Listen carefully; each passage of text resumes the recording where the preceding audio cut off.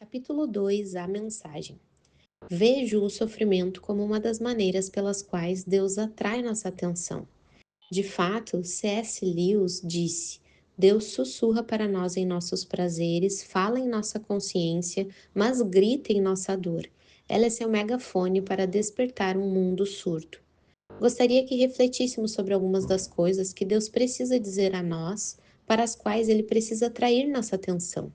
Antes de tudo, é interessante para mim algo de grande importância, dizer que até onde sabemos, o livro mais antigo da Bíblia é o livro de Jó. De todos os livros da Bíblia, é esse que lida de modo mais específico e direto com o tema do sofrimento. Você deve se lembrar de que Jó foi tido como um homem irrepreensível, um homem justo. O próprio Deus disse que Jó era irrepreensível. Isso é importante porque, segundo a moral popular daqueles dias, pensava-se que um homem bom deveria ser abençoado e um homem mau castigado.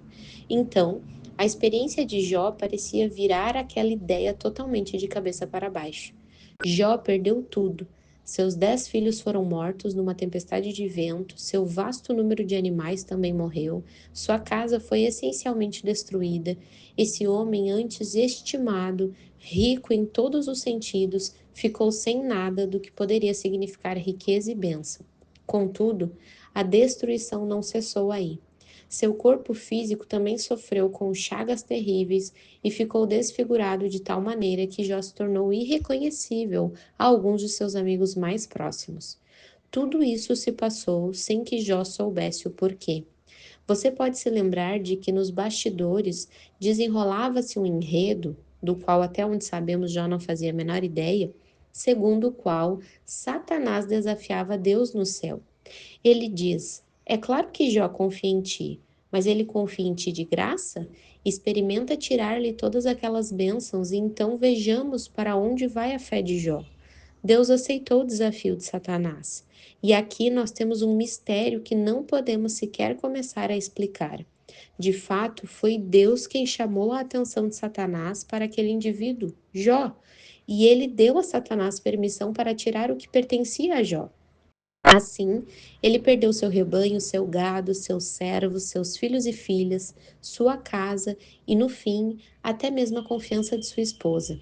Ele se sentou entre as cinzas. Naquele tempo, sua saúde havia sido abalada e ele se raspava com um caco. E em angústia e miséria plenas, ele ficou em silêncio por 7 dias, enquanto seus amigos, eles eram assim considerados e aparentemente haviam sido nos tempos de bonança, ficavam sentados e olhavam para ele, igualmente sem dizer nada por 7 dias. Então, quando Jó finalmente rompeu o silêncio, urrou e lançou suas queixas a Deus. Com frequência, podemos ouvir Jó ser chamado de o homem mais paciente, mas se você ler o livro de Jó, não encontrará muita evidência de que ele realmente fosse um homem paciente. Porém, ele nunca duvidou da existência de Deus e disse algumas das piores coisas que poderiam ser ditas acerca de Deus. E não é interessante que o Espírito de Deus tenha preservado essas coisas para você e para mim? Deus é grande o bastante para receber qualquer coisa que lancemos a Ele.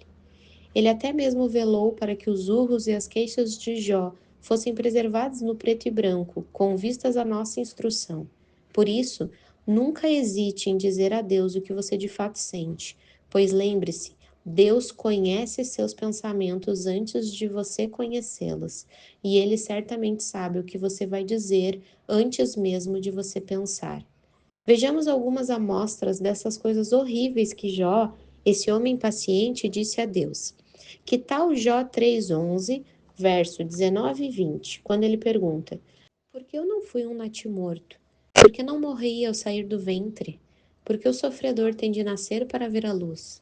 Porque a vida é dada a homens que experimentarão tanto amargor.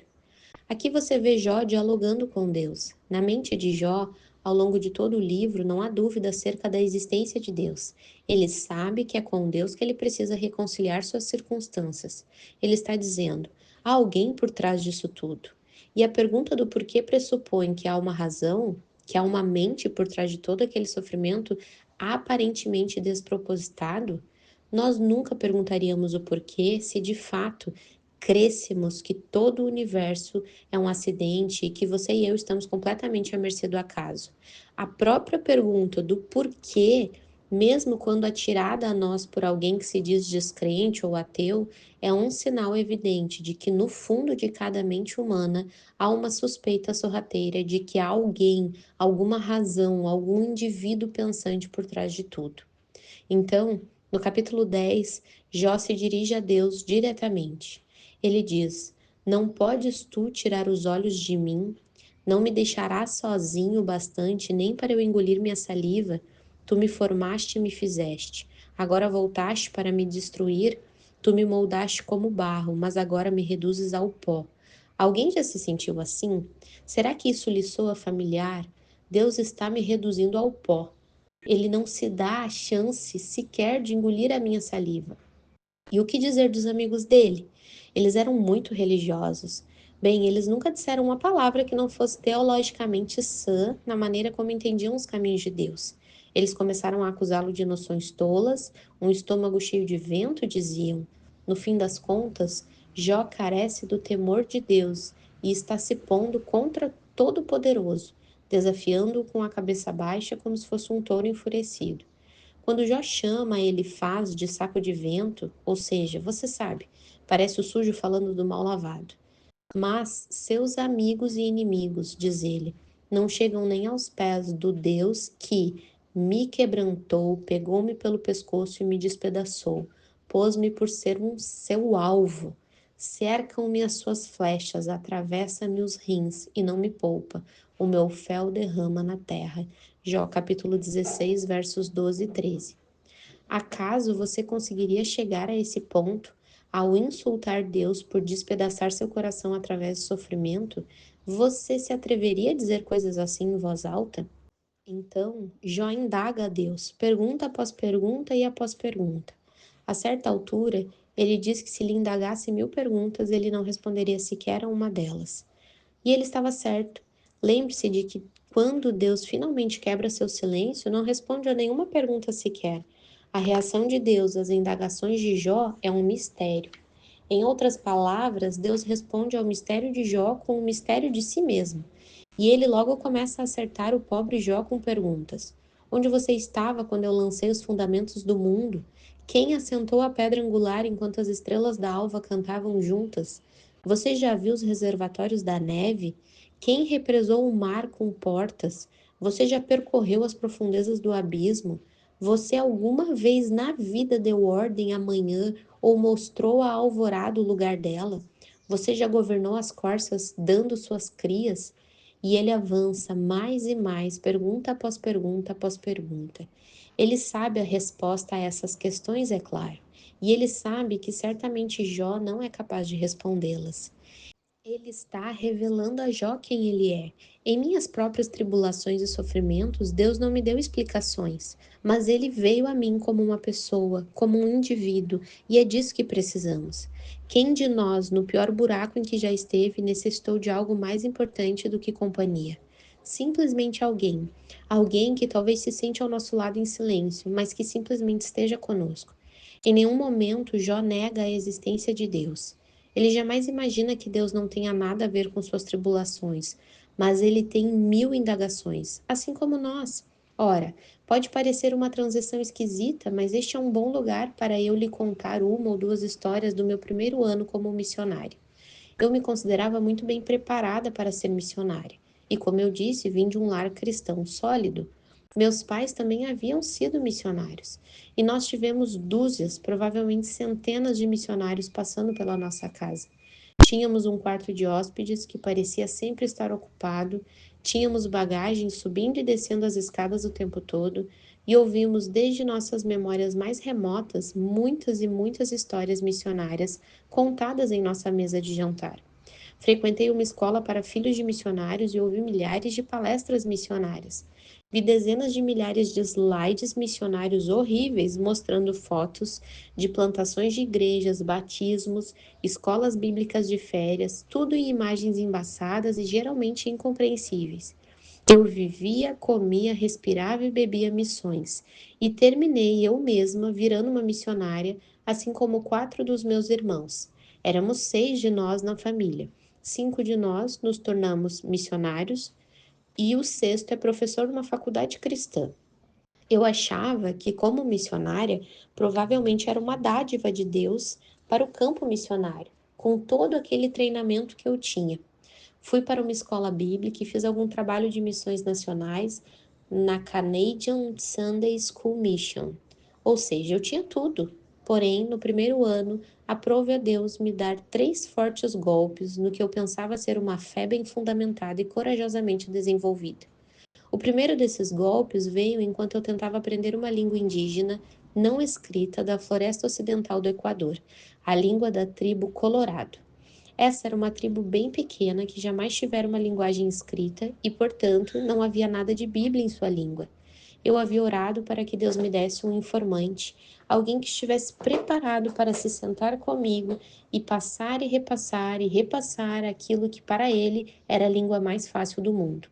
Eu sabia que esse informante teria de ter paciência para lidar com essa estrangeira aparentemente ignorante. E Deus respondeu à minha oração enviando esse homem, cujo nome era Macadau.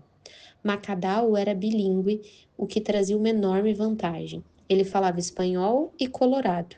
Isso era importante, pois eu já havia aprendido espanhol por ser a língua oficial do país. Nós trabalhamos juntos por 2 meses e nos damos muito bem. Certa manhã, eu estava de joelhos ao lado da cama, como era meu costume, lendo minha Bíblia e orando. Eu estava lendo o terceiro ou quarto capítulo de 1 Pedro, e essas foram as palavras: Não estranheis o fogo ardente que surge no meio de vós, destinado a provar-vos como se alguma coisa extraordinária vos estivesse acontecendo. 1 Pedro 4,12.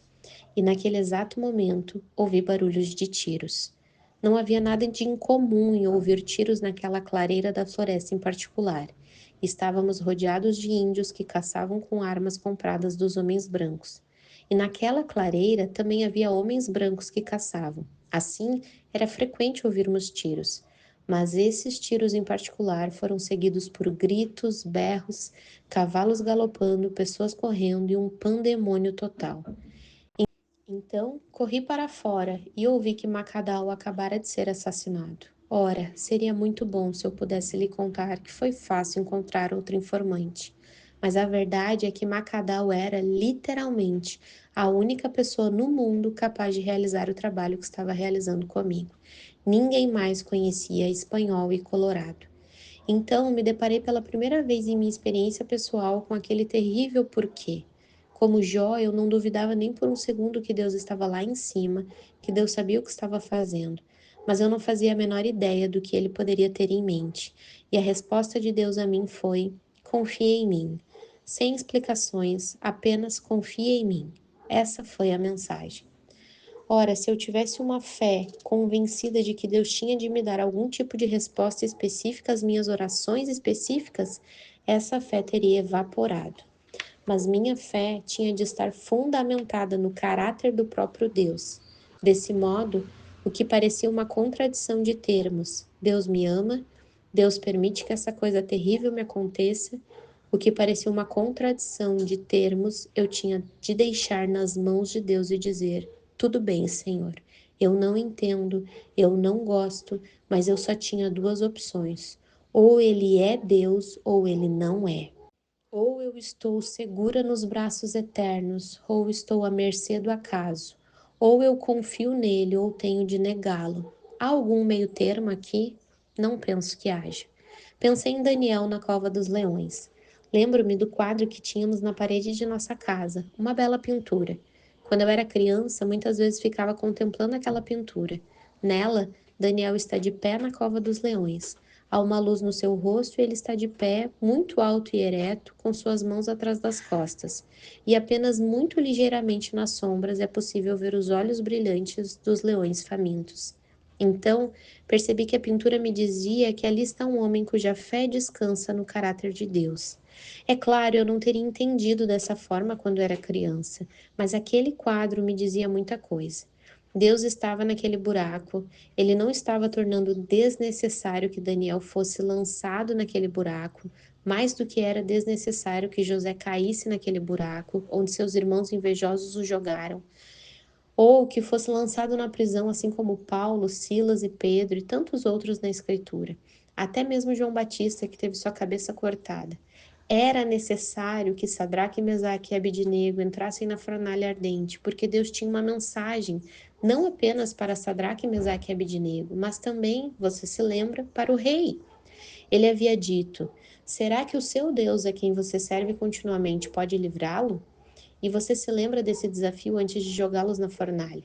E quem é o Deus que vos poderá livrar das minhas mãos? Daniel 3,15. E então vem aquelas retumbantes palavras de fé. Se o nosso Deus a quem servirmos quer livrar-nos, ele nos livrará da fornalha de fogo ardente e das tuas mãos, ó rei. Se não, fica sabendo, ó rei, que não serviremos a teus deuses, nem adoraremos a imagem de ouro que levantastes. Daniel 3, 17 e 18. Se não. E essa é a lição que cada uma de nós recebe em algum ponto da nossa vida. Estou certa de que cada uma de nós, mais cedo ou mais tarde, tem de encarar essa dolorosa pergunta: por quê? E Deus está dizendo: confie em mim. Se não há respostas às suas orações, como você acha que elas deveriam ser? O que acontece com a sua fé? O mundo diz: Deus não ama você. As Escrituras me dizem algo bem diferente. Aqueles bem-aventurados nas bem-aventuranças. Nas palavras de Paulo, é minha alegria sofrer por ti. Não sabemos a resposta, mas sabemos que ela está profundamente arraigada no mistério da liberdade da escolha. Quando Deus criou o homem, Adão e Eva, ele os criou, com liberdade de escolher amá-lo ou afrontá-lo.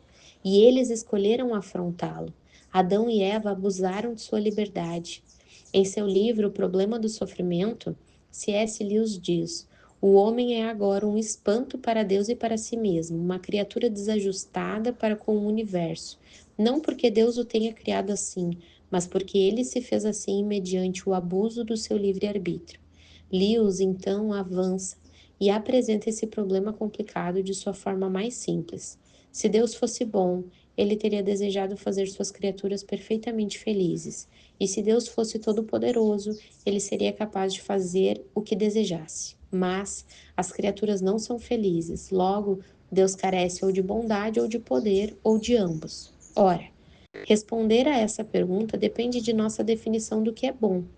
Um homem da antiguidade pensaria no bem em termos morais. O homem moderno iguala o bem à felicidade. Se não é divertido, não é bom. As duas perspectivas quase parecem ser mutuamente excludentes. Os antigos virariam um adágio de ponta-cabeça. Se é bom, não é divertido. Recentemente, eu vi um anúncio publicitário de certo tipo de cereal. Nessa propaganda, duas crianças ouvem que o produto é natural e bom para a saúde. Então elas dizem: bem, vamos dar para o fulano provar. Ele come de tudo, ele não sabe o que é bom para a saúde. Então, o pequeno fulano come na ignorância, sem saber que as outras duas crianças não comeriam, porque é bom para a saúde. Talvez você tenha ouvido o ditado: tudo que eu gosto é ilegal ou imoral ou engorda. Uma noção que o mundo tem de que duas dessas coisas são mutuamente excludentes. Se é bom, não é divertido. Nada tem a ver com a minha felicidade. O homem moral estava preocupado primariamente com a bondade moral.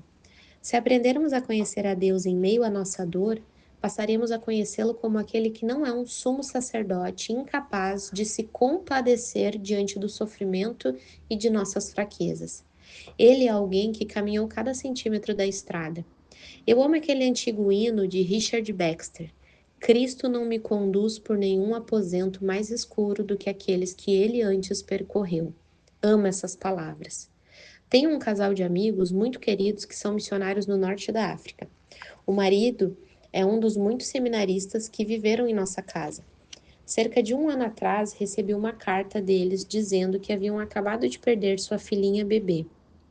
Acredito que foi durante o parto ou apenas algumas horas após o nascimento. E a carta deles estava repleta da angústia que a situação lhes causava.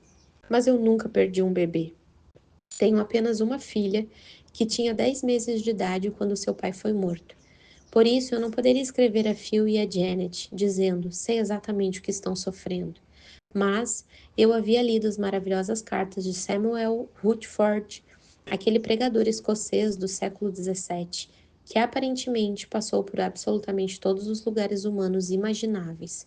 Ele perdeu ao menos um filho e eu tinha suas cartas em meu escritório. Então, encontrei uma de suas cartas destinada a uma mulher que perdera seu filho. E isso foi o que ele escreveu a ela, e eu citei essas palavras a Phil e Janet, depois de lhes dizer: Não sei pelo que vocês estão passando, mas conheço aquele que sabe. Então lhes escrevi as palavras de Samuel Rutherford. Foi isso que ele disse após perder duas filhas. A graça não elimina os sentimentos de uma mãe, mas os põe no moinho daquele que faz nova todas as coisas a fim de refiná-los. Ele ordena que você chore, e aquele rei magnífico que subiu ao céu, levando consigo um coração humano para ser um sumo sacerdote compassivo. O cálice que você bebe estava antes nos lábios do nosso amado Jesus, e ele o bebeu. Janet me escreveu a seguinte resposta: A tempestade da dor está se acalmando e o Senhor está pintando um retrato novo e diferente de si mesmo. Eu pude ver na experiência dela que o próprio sofrimento era um meio insubstituível. Deus estava usando aquilo para falar a Janet e Phil, de um modo que não poderia ter falado se não lhe tivesse capturado a atenção com a morte daquela pequena criança. Ora, eu não quero ser simplista demais, como se isso explicasse tudo, dizer que Deus tinha de dizer algo àquelas pessoas, afinal, eu sei que algo sobre piedade, sei tanto quanto Phil como Janet Linton são pessoas piedosas. Isso leva a outra pergunta dolorosa, não é? Muitas vezes nos perguntamos: por que isso ou aquilo teve de acontecer a ela? Ela é uma pessoa incrível. Por que teve de passar por isso? Ele é uma pessoa incrível. Bom, de novo, as palavras são: confie em mim. Quando era estudante universitária, eu me aventurei na poesia, como suponho muitas moças adolescentes fazem a certa altura da vida. Escrevi algumas palavras que posteriormente me pareceram ser quase proféticas. De fato, não lembro exatamente se houve alguma razão específica para eu haver escrito tais palavras na época. Porém, algo me dera uma pista de que certa medida de solidão me esperava mais à frente. Foi isso que eu escrevi. Quiçá, em algum dia futuro, Senhor, tua potente mão me guie a um lugar onde devo permanecer totalmente sozinha. Sozinha, ó gracioso amado, mas por tua causa. Devo contentar-me simplesmente ao poder ver Jesus. Não conheço o teu plano para os anos que virão, meu espírito acha em ti seu perfeito lar. Suficiência. Senhor, todo o meu desejo agora está diante de ti. Guia-me, não importa para onde, não importa como, eu confio em ti. Comecei a manter diários quando tinha cerca de 16 ou 17 anos e os tenho mantido desde então. Isso soma vários anos a essa altura. Então, fui atrás de reler alguns daqueles primeiros diários em preparação para essa mensagem. Pensei, bem, você sabe, é melhor eu ir até lá e ver se realmente conheço algo sobre o que vou falar. Nos diários, encontrei algumas coisinhas, embora antes eu tenha admitido não achar que eu conheça muito em comparação a outras pessoas.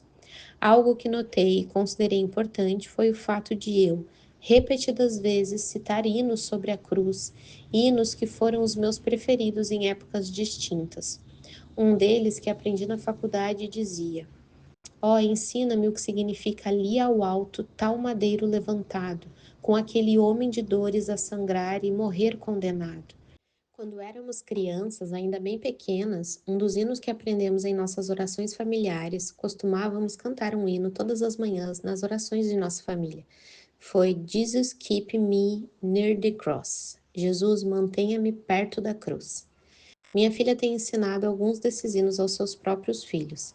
Acho que nunca me esquecerei de quando vi o pequeno Jim, aos 2 anos, balançando com força sua irmãzinha recém-nascida, Colin, embalando-a naquelas pequenas redes e cantando: sim, na cruz, sempre me glorio, e enfim vou descansar, salvo além do rio.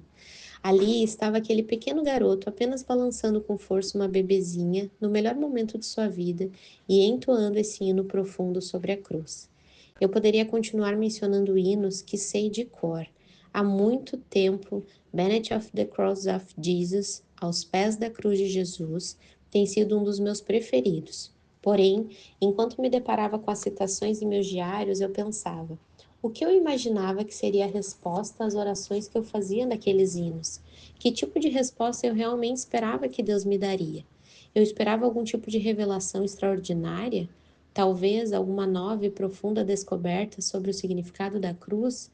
Eu esperava que Deus me tornasse algum tipo de gigante espiritual para que eu tivesse na ponta da língua mistérios sobre os quais as outras pessoas não tinham conhecimento algum? Bem, não faço a menor ideia do que eu realmente pensava. Suponho que tudo fosse demasiadamente vago e místico na minha mente, e que eu não sabia o que Deus daria como resposta àquela oração. Mas posso olhar em retrospectiva para esses cerca de 45 anos e ver que Deus, de fato, ainda está respondendo a essas orações. Ensina-me o que significa ali no alto tal madeiro levantado. O que é esse grande símbolo da fé cristã? É um símbolo de sofrimento. E é disso que trata a fé cristã. Ela lida de frente com essa questão do sofrimento, como nenhuma outra religião no mundo faz. Qualquer outra religião, de certa maneira, foge do assunto. O cristianismo tem em seu próprio cerne essa questão do sofrimento. E ela vem, a resposta às nossas orações. Ensina-me o que significa, sim, na cruz sempre me glorio. A resposta vem não na forma de uma revelação, explicação ou visão, mas na forma de uma pessoa. Deus vem a você e a mim em nossa tristeza e ele diz: confia em mim, anda na minha presença. Preciso inserir aqui mais uma história dos meus netinhos e você vai ter de me aturar. Você sabe como as avós gostam de contar histórias de netos. E muitas vezes elas são muito apropriadas. Nesse caso específico, minha netinha de 4 anos, Cristiana, teve de ser disciplinada 4 vezes no mesmo dia, 3 vezes durante o dia, pela mesma desobediência e uma vez à noite. Ela não havia respondido prontamente ao ser chamada. E assim como minha mãe tratava a obediência tardia como mesmo que desobediência, minha filha Valerie tenta fazer da mesma forma. Assim, Cristiana foi disciplinada 3 vezes só naquele domingo. Então, no domingo à noite, quando chegou a hora de ir para a igreja e ela foi chamada, ela saiu correndo até o carro, as lágrimas rolando pelo rosto, seus braços cheios com uma Bíblia, um caderno e uma caneta.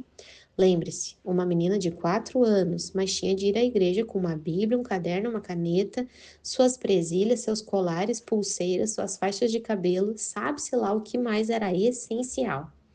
Todas essas coisas caindo de seus braços, ela vinha tropeçando pelo caminho, lágrimas rolando pelo rosto. Então ela parou e disse: ah, mamãe, se ao menos Adão e Eva não tivessem pecado, aquela criança estava sofrendo por viver num mundo caído e você e eu vivemos nesse mesmo mundo caído. Precisamos olhar para esses fatos terríveis: o fato do pecado, do sofrimento, da morte, o fato de que Deus criou um mundo no qual essas coisas são possíveis, o fato de que Ele nos ama, ou seja, que não deseja nada menos que nossa perfeição e alegria. O fato de que ele nos deu liberdade de escolher e o homem decidiu que suas próprias ideias de perfeição e alegria eram melhores que as de Deus. Creu no que Satanás lhe disse, e assim o pecado e o sofrimento entraram no mundo. E agora nós dizemos: por que Deus não faz algo a esse respeito? A resposta cristã é: Ele fez. Ele se tornou a vítima, um cordeiro imolado antes da fundação do mundo. George Herbert, outro poeta do século XVII, escreveu isso. Aflições de toda sorte, angústias de todo tamanho, finas redes e esquemas que nos capturam. Depois, George MacDonald, o poeta do século XIX, disse o seguinte: a dor com cães e lanças perseguirá e alcançará a falsa fé com os corações humanos. Eles nos dão duas expressões diferentes de que Deus está fazendo. Finas redes e esquemas que nos capturam, que nos dão essa mensagem. E a segunda expressão reitera as palavras do salmista no Salmo 46. Deus é o nosso refúgio e fortaleza, socorro bem presente nas tribulações. Portanto, não temeremos, ainda que a terra se transtorne e os montes se abalem no seio dos mares. Eu falo com você como alguém que tem necessitado desesperadamente de um refúgio. E nesse mesmo salmo ele diz: aquietai-vos. Alguém me disse que é legítimo traduzir assim: cale a boca e entenda que eu sou Deus. Essa é a mensagem.